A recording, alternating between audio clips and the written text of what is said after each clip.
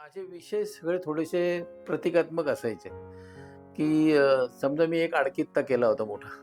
त्या आडकित्त्याच्या सुपारी ठेवतो आपण, तिथे मी पृथ्वी ठेवली होती आणि तिथला जो गणपती आहे तो सुपारीचा गणपती केला होता, की ह्या भ्रष्टाचाराच्या आडकित्त्यात अडकलेली सुपारी खाऊन संपणार तर नाही ना. एक मोठं भव्य 25 एक फुटाचं कुलूप केलं होतं आणि त्या जिथे चावी असते, तर तिथे त्याला कोळ्याचं जाळं लागलेलं आहे.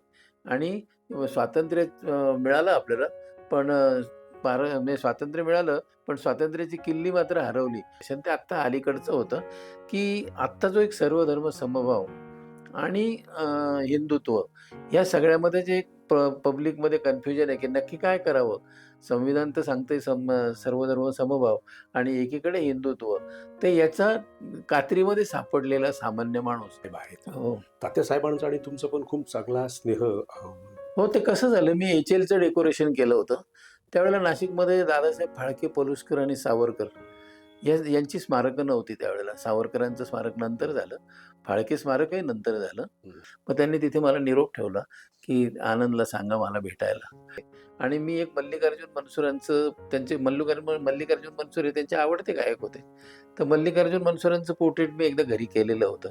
तर आमचे एक मित्र होते, ते म्हणत, "अरे, आपण हे त्यांना देऊ." म्हटलं, "अरे, पु ल स्वतः काही ते त्यांच्याकडे पेंटिंग ठेवणार नाही. आपण मल्लिकार्जुनांना देऊ." त्यावेळेला त्यांनी त्यांच्या त्या हॉलमध्ये ठेवलेलं होतं. तेव्हा हृदयनाथजी मला स्वतः म्हणाले, की "दीदींना एवढे पुरस्कार मिळाले, पण तुझाच पुरस्कार बघ दीदीने आपल्या हॉलमध्ये आमच्या ठेवलेला, तिला खूप आवडला तो." कारण त्याचा जो एक फॉर्म होता सरस्वतीचा, एक मी एकाची सरस्वती होती आणि तिचं जे क्रिएशन केलेलं होतं, तर ते खूप त्यांना आवडलं. म्हणजे दिदींनी तो सांभाळून ठेवला. हो, अजूनही त्यांच्याकडे तो आहे म्हणजे तो हॉलमध्ये तिथे. खूप काहीतरी महत्वाचा खूप खास हो, आहे म्हणून त्यांनी हो, ठेवला तो. हो. तर माझं आता मग ही कामं सुरू झाल्यानंतर याच्यामध्ये काही व्यावसायिक आणि सामाजिक. आता ही जी काही कामं होती, याच्यामध्ये पैसा नव्हता. हा. ही सगळी केवळ एक समाजसेवा म्हणून याच्यामध्ये चाललं होतं. कारण याच्यामध्ये नंतर सिंहस्थामध्ये गेडाम सर होते. मी गेली 2 वर्ष सिंहस्थ संपूर्णपणे त्या मिरवणुकीच्या मार्गांपासून तर ध्वजापर्यंत ते सगळ्या सजावटीचं काम केलं, ब्युटिफिकेशनचं. मग त्यावेळेला गंगेवरची जी मंदिरं सुद्धा जी बनलेली होती, ती जवळ 27 एक मंदिरं संपूर्णपणे ती सगळी रिपेअर केली. बरोबर. रेष आपण मग बघितलं रेष आपण बाळासाहेब ठाकरे ज्यावेळेस बघायचे रेषा सुरू व्हायच्या हो, त्या रेषांमधनं त्या ऐकत त्यांनी एक वेगळी राजकीय क्रांती सुद्धा घडवलेली आहे आपल्या बरोबर आहे. कार्टून मधनं. बरोबर. तर समाजामध्ये कामं करताना धर्मामध्ये सुद्धा सिम्बॉलिझम खूप वापरलं गेलेलं आहे, की तुझं सगुण म्हणू की निर्गुण रे, मग सगुण निर्गुण एक गोविंद रे, तुझं स्थूल म्हणू की तुझं सूक्ष्म रे, मग तुझा आकार म्हणू की निराकार रे. आणि मग त्या सगळ्याला त्यांनी एक गोविंद नावाचा शब्द दिलेला अरे आहे. वा.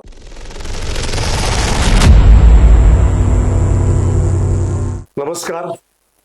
आज आपल्या स्टुडिओमध्ये नाशिक मधले एक अवलिया, एक चित्रकार आनंदजी डाकेपळे आज आपल्याकडे इथे आलेले आहेत.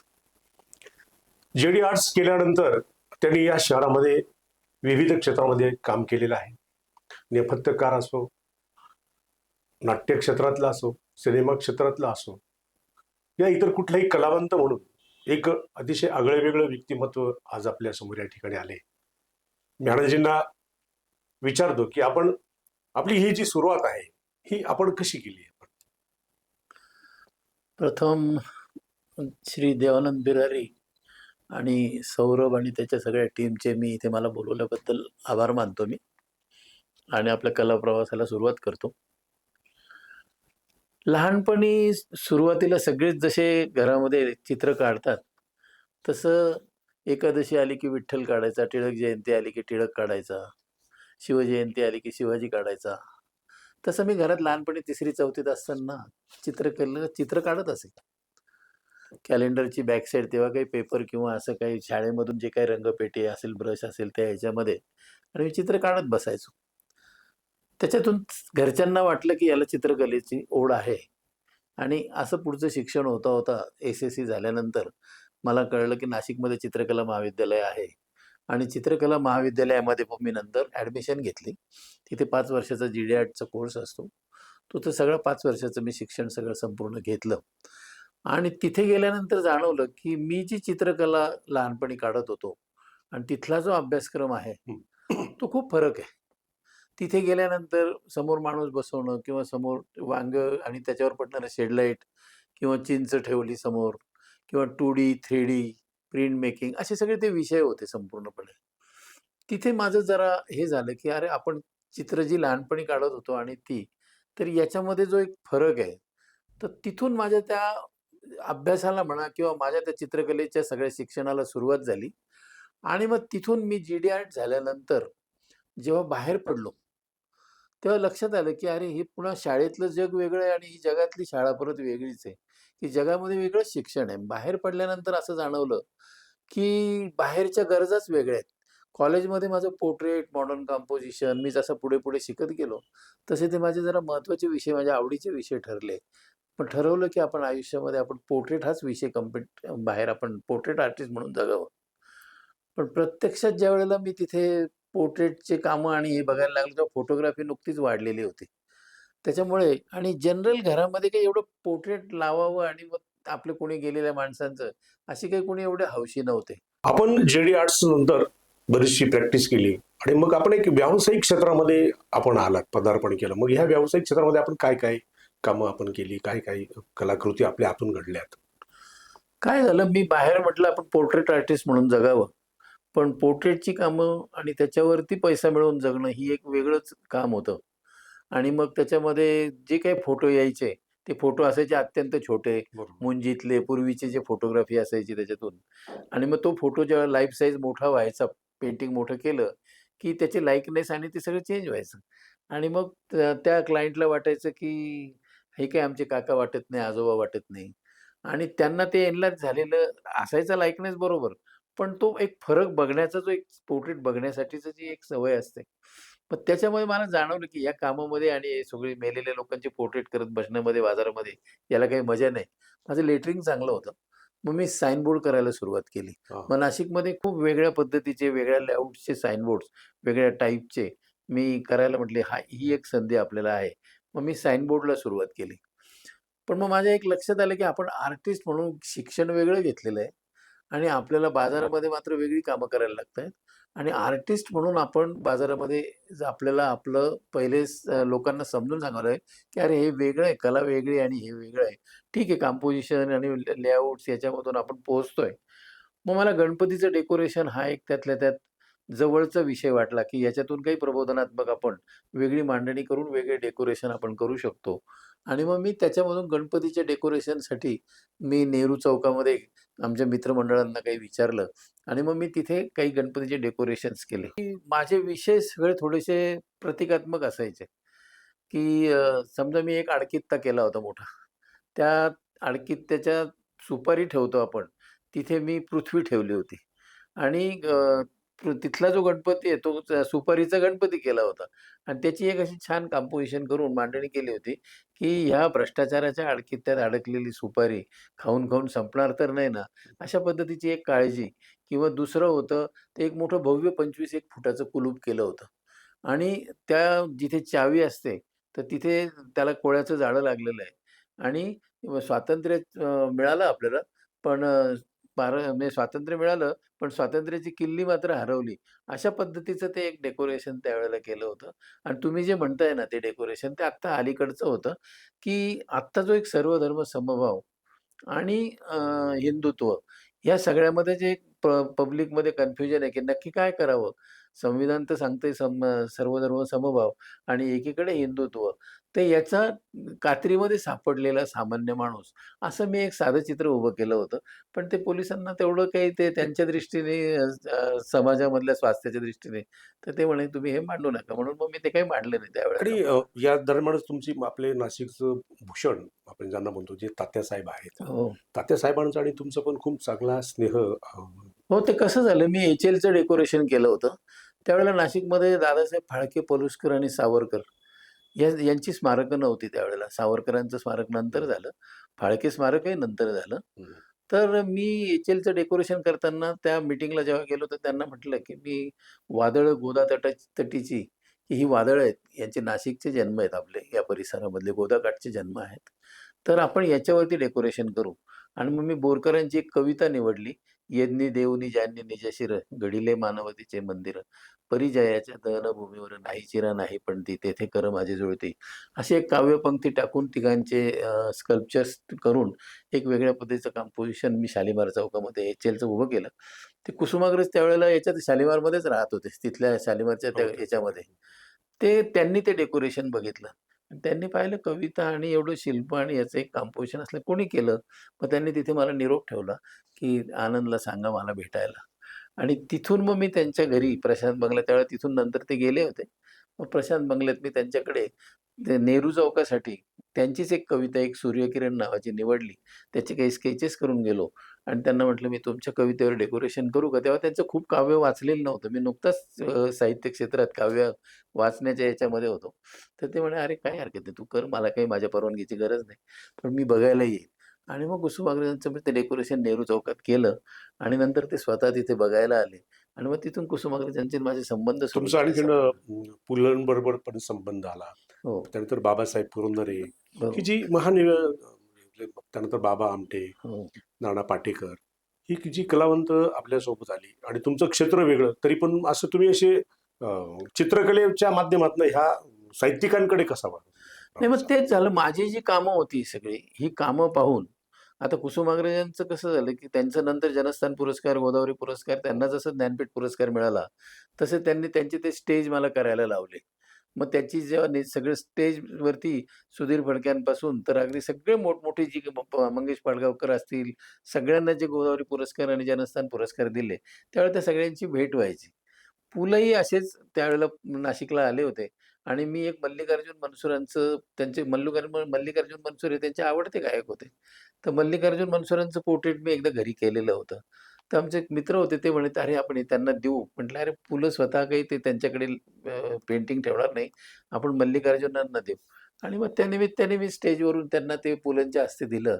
मग त्यावेळेला पु लंनी अत्यंत पाठीवर थाप देऊन मला खूप छान पोर्ट्रेट केलं. तुमचं तिथून गोदा पुरस्कार, हो. त्यानंतर जनस्थान पुरस्कार, पाडवा पाट ही जी या शहराची जी महत्वाची उत्सव आहेत, यांचं सुद्धा आपण हो, व्यासपीठ आणि ते जे काही पुरस्कार असतील, हो, हे हो. पण आपल्या हातून घडले, ते पण आम्हाला जरा ते त्यावेळेला कसं झालं, की नाशिकमध्ये ही सगळी जी मान्यवर अगदी प्रमोद महाजन असतील, अटल बिहारी वाजपेयी असतील, राष्ट्रपती असतील, तर मग हळू-हळू जशी साहित्य संमेलनं, नाट्य संमेलनं ही जशी नाशिकमध्ये व्हायला लागली आणि माझंही जसं काम इकडे दिसायला लागलं लोकांमध्ये, बातम्या यायला लागल्या पेपरमध्ये. मी 30-35 वर्ष प्रायोगिक रंगभूमीवरती पण बरेच प्रयोग केले आणि त्या सगळ्याचा एक परिणाम असा झाला, की स्टेज डिझाइन मी करू शकेल बुवा, असं लोकांमध्ये एक कॉन्फिडन्स होता. आणि एक सुंदर स्टेज डिझाइन करायला मग ही मोठी माणसं यायची. त्यावेळेला मग मला सगळ्या मित्रांशी ओळखी झालेल्याच होत्या.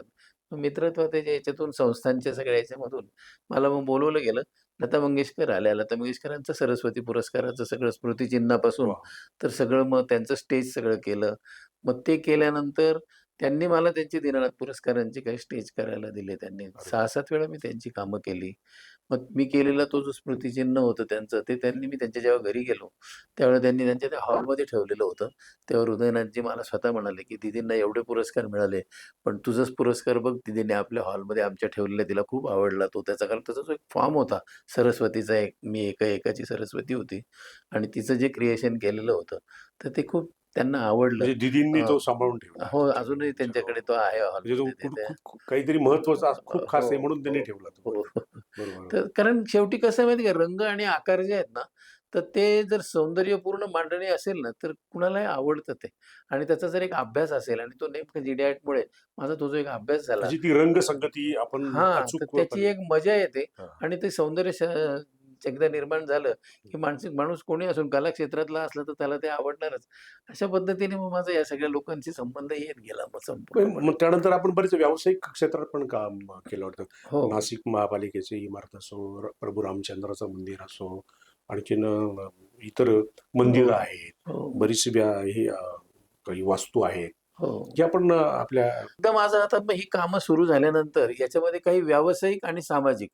आता ही जी काही कामं होती, याच्यामध्ये पैसा नव्हता.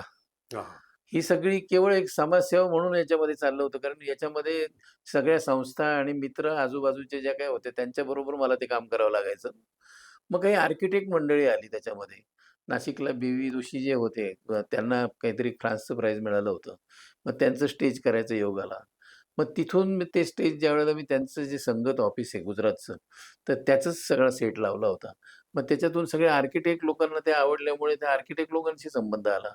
मग आर्किटेक्ट लोकांनी मला त्यांच्या बिल्डिंग्सच्या इलेव्हेशन, कलर स्कीमसाठी बोलवायला सुरुवात केली. मग सारडा संकुल असेल, राजीव गांधी भवन असेल. मग या सगळ्यांची इलेव्हेशन, कलर स्कीम बरेच सगळ्या महाराष्ट्रात जळगावपासून जिथे-जिथे बाहेर असेल महाराष्ट्रात, तर मी अनेक ठिकाणी जाऊन त्यांचे बिल्डिंग इलेव्हेशन, म्हणजे ज्याला म्हणू एन्व्हायर्नमेंटल डिझाइन असेल किंवा गर्ग्यांपासून शिल्पकलेचे सगळे पेडस्ट्रियल डिझाइन असेल, त्याची कन्सल्टन्सी असेल. नंतर एक व्यावसायिक लोकांचे जे ब्रँडिंग आहेत, सगळे लोगो, मोनोग्राम, त्यांची पॅकिंग डिझाइन, जाहिराती, या सगळ्याची कामं मग नंतर माझी सुरू झाली. त्यामुळे असं एका बाजूला सामाजिक आणि एका बाजूला व्यावसायिक. कारण पैसाही मिळवलाच पाहिजे. कारण हो, कलेवर पैसा त्याच्याशिवाय मिळवून जगणं, हे सगळं कॉम्बिनेशन मला बसवायला लागायचं.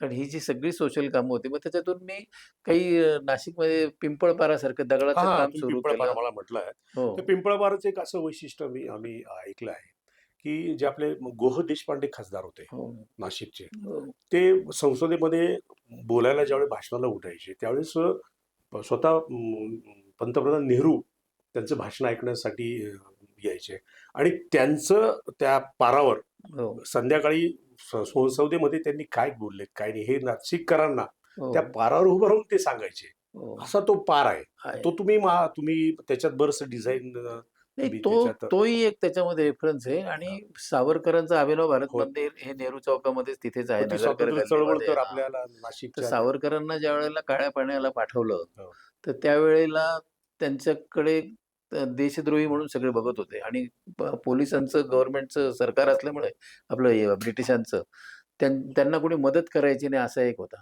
पण कवी गोविंद जे त्यांच्याबरोबर होते सावरकरांबरोबर बरोबर. आणि त्यावेळेला घरामधल्या ज्या बायका होत्या त्यांचे खाण्याचे हाल असायचे. बरोबर, बरोबर. कारण त्यांना कोणी समाजाने मदत केली तरी तोही देशद्रोही तोही त्यावेळेला. देशद्रोही. मग ते कवी गोविंद हे पिंपळपारावरती कीर्तन करायचे आणि त्याच्या समोर सांगताना हे होतं, हं. पण लोकांना तिथे मग जे काही तांदूळ यायची, गहू यायचे समोर आणि त्याच्यातून सावरकरांचं सगळं हे चालायचं.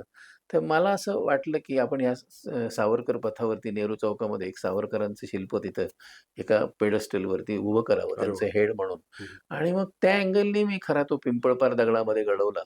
पण त्याचा एक छान परिणाम असा झाला, की नाशिकमध्ये दगडाची कामं सुरू सुरू झाली. झाले. हां. आणि मग माझाही तो एक पहिलाच प्रयोग असल्यामुळे मी फार खाणीमध्ये जाऊन कोलेवाडीच्या दगडं आणि ती दगडाचे कारागीर शोधणं हे ते सगळं त्याच्यामध्ये. तर त्याच्यामधून मग मी राम मंदिर करायला घेतलं. काळा राम मंदिरामध्ये पण जुन्या बांधकामावरती नवीन बांधकाम बरंच झालेलं होतं. पडझड बरीच झालेली होती. अगदी पिंपळाची झाडं उगवलेले होते. तो नगारखाना सगळा काही ठिकाणी पडलेला होता. मग मी एक टीम आमचे केंगे किंवा ही सगळी मंडळी गोळा केली. ट्रस्टींना भेटलो. तिथल्या पुजारी जे आहेत त्यांना सांगितलं आणि मग सगळ्यांनी मिळून आम्ही एक ते म्हटलं आपण हे सगळं मंदिर सँड ब्लास्टिंगपासून तर सगळे कारागीर मग सोमपुरा गँग मोठी बोलवून आणि ते खूप मोठ्या प्रमाणे ₹2,56,00,000 जवळ खर्च बापरे! आला. बापरे! पण तो या सगळ्यांनी ट्रस्टींनी सगळ्यांनी मदत केल्यामुळे काळाराम मंदिराचं एक रिनोव्हेशन झालं. पण नंतर शाहू खैऱ्यांचा रोकडोबा पार केला. मग नंतर पंडितरावांची इच्छा ती होती एक कारण सुंदर त्यांनी कलाकृती एक त्यांनी मला मदत नाशिककरांना केल्यामुळे मग रोकडोबा मंदिर केलं. नंतर सिंहस्थामध्ये गेडाम सर होते. मी गेली 2 वर्ष सिंहस्थ संपूर्णपणे त्या मिरवणुकीच्या मार्गांपासून तर ध्वजापर्यंत ते सगळ्या सजावटीचं काम केलं, ब्युटिफिकेशनचं. मग त्यावेळेला गंगेवरची जी मंदिरं सुद्धा जी बनलेली होती, ती जवळ 27 एक मंदिरं संपूर्णपणे ती सगळी रिपेअर केली. मग ती आणि त्याला एक ब्युटिफिकेशनच्या ह्याच्यामध्ये आपल्या सौंदर्यामध्ये त्याचं रूपांतर तुम्ही करून चित्रकार जगणं. असून सुद्धा या म्हणजे दगड, मंदिर या स्थापत्यकलेमध्ये तुम्ही वेगळ्याच अशा एक ठसा मला या सगळ्या जुन्याबद्दलही अट्रॅक्शन होतं आणि मला स्वतः रंग आणि आकारांचा अभ्यासात खूप इंटरेस्ट होता. म्हणजे माझी चित्रकला जर म्हणाल, तर मला काही अगदी मेमरी ड्रॉइंग किंवा या पद्धतीचे कुठले चित्र नव्हते. मला रंग आणि आकार आणि याच्यातून होणारी सौंदर्य निर्मिती याच्यामध्ये खूप इंटरेस्ट होता. त्यामुळे माझा स्वतःचा रोजचा आहे ना रंग आणि आकारांचा अभ्यास, की काय रेषा नक्की जाते कुठे? ही रेषा करते काय काय? ही रेषा संस्कृतीमध्ये गेल्यानंतर कशी उभी राहते? ही रेषा व्यावसायिक याच्यामध्ये गेल्यानंतर काय होतं? ही रेषा धर्मामध्ये गेल्यानंतर काय होतं? अध्यात्मात गेल्यावर काय होतं? हा रेषेचा प्रवासाचा मला एक शोध आणि त्यावेळेला मी ओशोपासून ते मग या तात्यांच्या कविता असतील किंवा इतर गीता असेल, ज्ञानेश्वरी असेल, या सगळ्या गोष्टी मला वाचायची पण आवड होती संपूर्णपणे. आणि मग त्याच्यामुळे एक सगळी ही संस्कृती, रंग, रेषा, आकार आणि चित्र हे सगळं चालतं कसं? हे गणित बसवलेलं कसं आहे?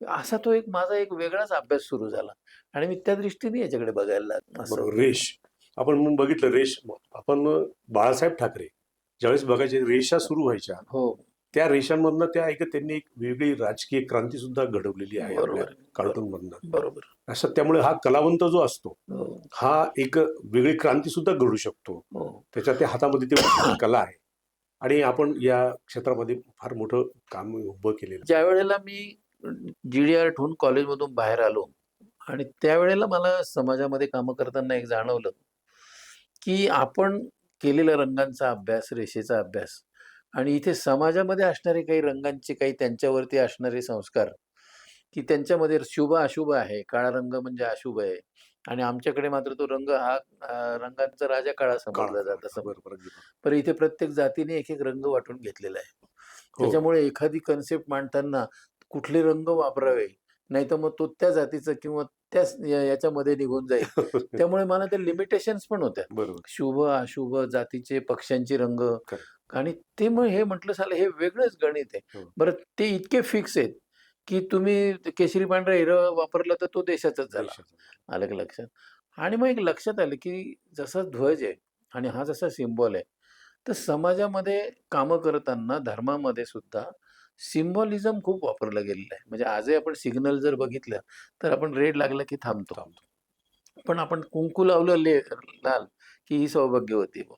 काळा असेल तर ही विधवा असेल. म्हणजे अशा पद्धतीचे जे काही आणखीन प्रतीकं असतील संपूर्णपणे, की देवाला प्रदक्षिणा मारताना मंदिरामध्ये इतर वेळेला आपण सेंटरला असतो, पण त्यावेळेला मंदिर देव सेंटरला राहायला पाहिजे आणि त्या अँगलने आपण ती प्रदक्षिणा मारली पाहिजे किंवा मंदिराची कामं करताना तिथले सिम्बॉल्स आपले स्वस्तिक असतील किंवा आपण पावलं असतील, गोपद्म असतील. तर ही सगळी जेव्हा सिम्बॉल्स आणि धर्म या सगळ्याचं एक खूप जवळचं नातं आहे. कारण लोकांना जे ॲब्स्ट्रॅक्ट आहे, अमूर्त आणि म्हणजे सगुण आणि निर्गुण ज्याला म्हणू आपण, हे कसं समजावून सांगणार ना? तर त्यामुळे ज्यावेळेला अमूर्त भाषा जेव्हा लोकांना समजून सांगायची पाळी आली असेल पूर्वीच्या लोकांना, त्यावेळेला त्यांना ह्या संपूर्णपणे सिम्बॉलिझमचाच त्यांना वापर करावा लागला. बरोबर. हे हळू एक त्याच्यामध्ये जाणवायला लागलं संपूर्णपणे. असं ते माझा हा प्रवास आपला कलेचा प्रवास असा पुढे जात राहिला. मी ज्यावेळेला पंढरपूरला गेलो, त्यावेळेला ते विठ्ठलाचं सगळं रूप पाहिलं आणि मला मोठा प्रश्न पडला, की त्याचं हे संपूर्णपणे तलम कपडे संपूर्णपणे सिल्कचे, त्याचं सोन्याचं मुकुट, ती काळी मूर्ती, त्याचे सोन्याचे दागिने आणि ती सगळी झळाळी जी होती, तर ही या मटेरियलमुळे आलेली आहे, की त्याच्यातल्या आतल्या दिव्यत्वामुळे आलेली आहे. तर मला ते दोन्हीचं कसं काय म्हटलं, हे कसं काय एवढं सुंदर मी भारावलो ते विठ्ठलाचं रूप पाहून. मग हळू-हळू वाचता लक्षात आलं, की हळू-हळू ते गाणं मला आठवलं ज्ञानेश्वरांचं, की तुझं सगुण म्हणू की निर्गुण रे, मग सगुण निर्गुण एक गोविंद रे, तुझं स्थूल म्हणू की तुझं सूक्ष्म रे, मग तुझा आकार म्हणू की निराकार रे. आणि मग त्या सगळ्याला त्यांनी एक गोविंद नावाचा शब्द दिलेला आहे अरे वाह! संपूर्ण, की हा सगळा जो आहे ना, हा गोविंद तर आहे. तुम्ही तो हा वापरला संत. हं. संत आणि कलावंत. बघा आज हो, म्हणजे दोघांमध्ये पण एक हे आहे. हो, संत जेव्हा अध्यात्मामध्ये जातो आणि हो. कलावंत जेव्हा त्याच्या कलेमध्ये कुठल्यातरी उच्च स्तरावर जातो, त्यावेळेस त्यांना जी अनुभूती मिळते, ती आणि संत आणि कलावंतांना सारखीच मिळते असं असं आपल्याला वाटतं. समजलं. त्याच्यामध्ये कसं आहे माहिती आहे का, की अध्यात्माचा मेन उद्देश आहे अमन अवस्था. तुमच्या मनामध्ये कारण सतत विचार चालू असतात आणि मन म्हटलं, की थांबत नाही. अथकपणे कुठले ना कुठले निगेटिव्ह, पॉझिटिव्ह भूतकाळातले, भविष्यकाळातले विचार चालू असतात. आणि कलेमुळे काय होतं, की एक क्रिएटिव्हिटीच्या त्या प्रवासामध्ये मन बाजूला राहतं आणि माणूस इकडे रमतो. आणि जसं एखादा सूर्योदय पाहिला आपण आणि तो सूर्योदय पाहत असताना माणूस 2 मिनिटं रमून जातो. आणि नंतर लक्षात येतं माझी 2 मिनिटं कुठे गेली मला कळलंच नाही. तर ही जी अवस्था आहे ना, ध्यानाची. ती हां, ध्यानासारखी हं. ती ह्या कलेमध्ये मिळते.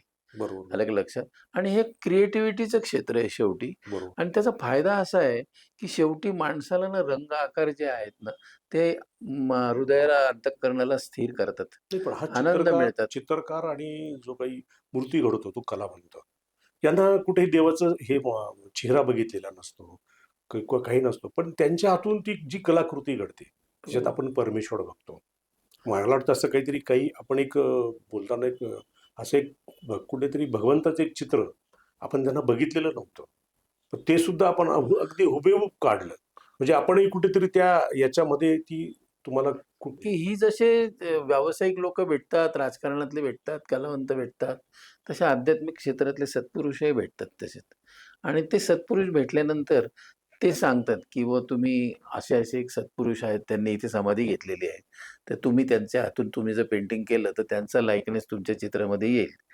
मग असं मला एक ममलेश्वर म्हणून आहे, त्यांचं एक पेंटिंग करायचा योग आला.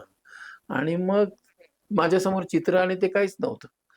पण मग ज्यावेळेला कॅनव्हास समोर बसल्यानंतर हळू-हळू आपल्यालाच ते एक दिसायला लागतं, की नाही याच्यामध्ये ना असे-असे दिसत असतील.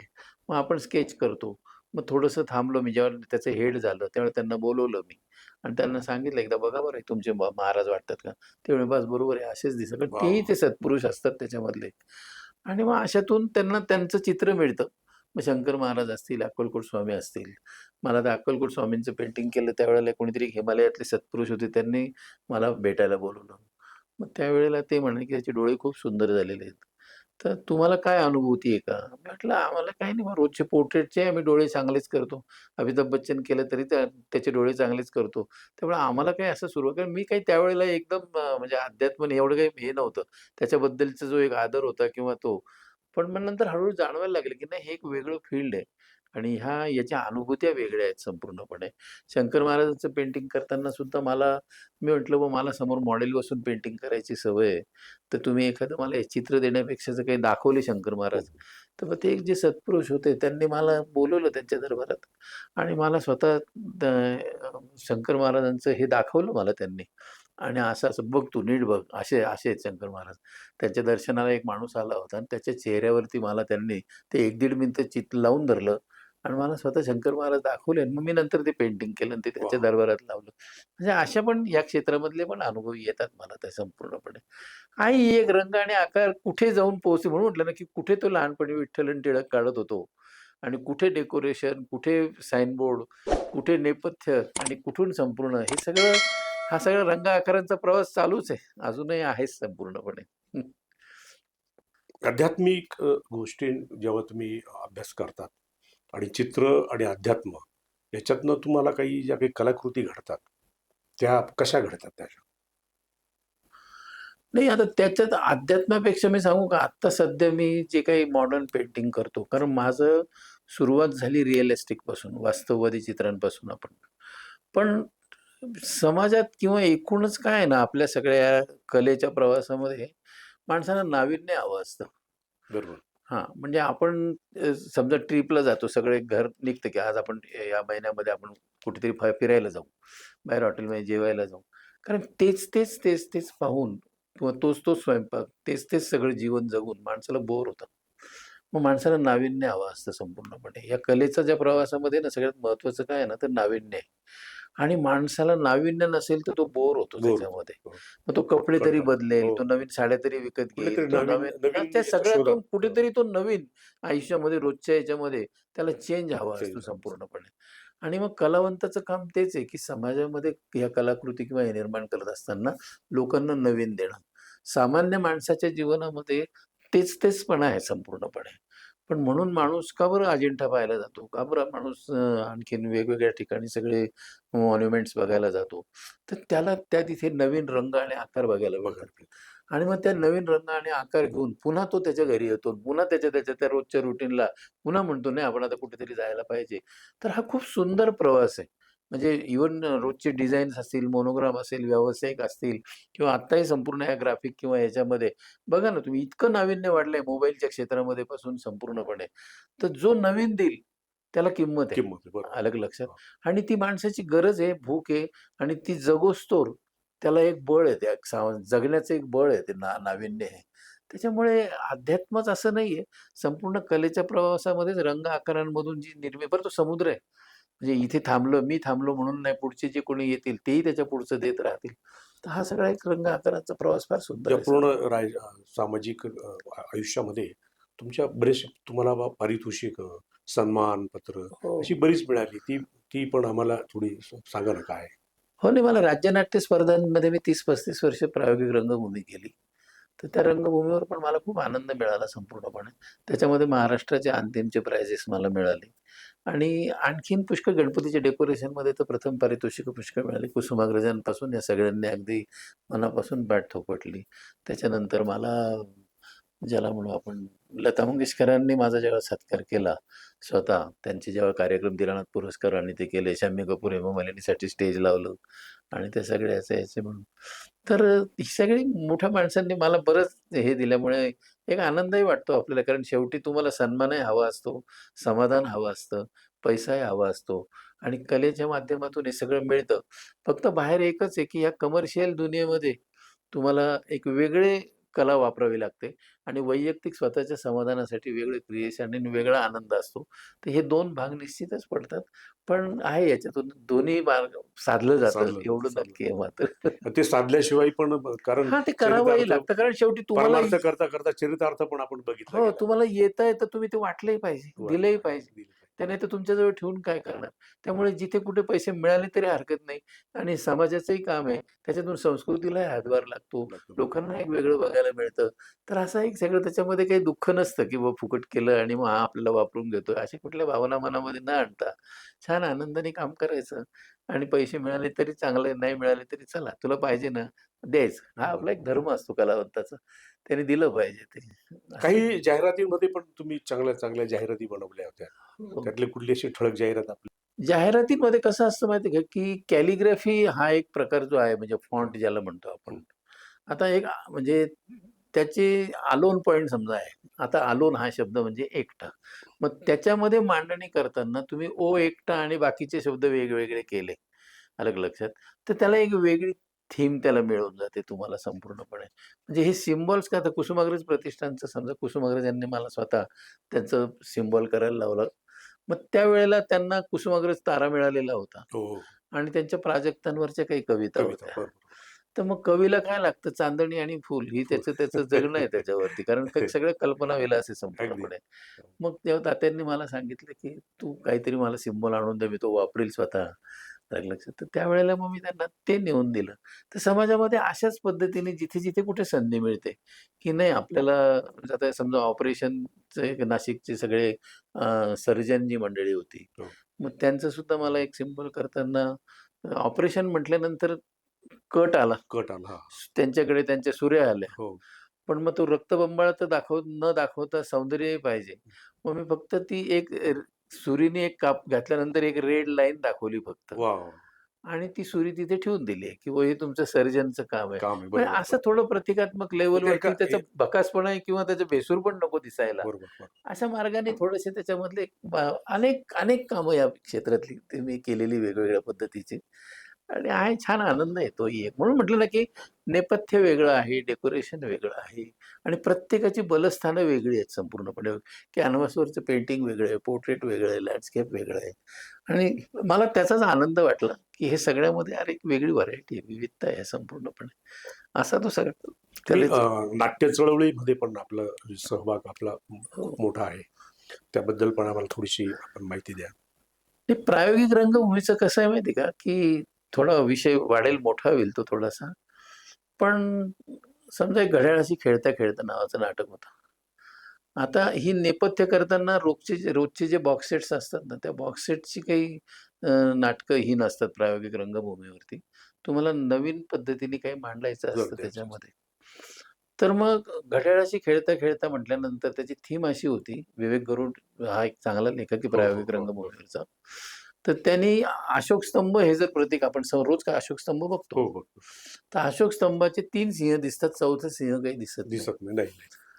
तर मग हे जर प्रतीक धरलं, तर भूतकाळ, भविष्यकाळ आणि वर्तमान काळ हे जे 3 काळ आणि त्या काळाच्या मागे लपलेला माणूस. तर काळ आणि माणूस हा जो सतत संघर्ष चालू आहे संपूर्ण माणसाचा आणि काळावर टिकून राहण्यासाठी माणसाचा रोजचे प्रयत्न चालू असतात आणि काळ त्याला नेमका जुना करत असतो. तर हा सतत संघर्ष चालू असतो.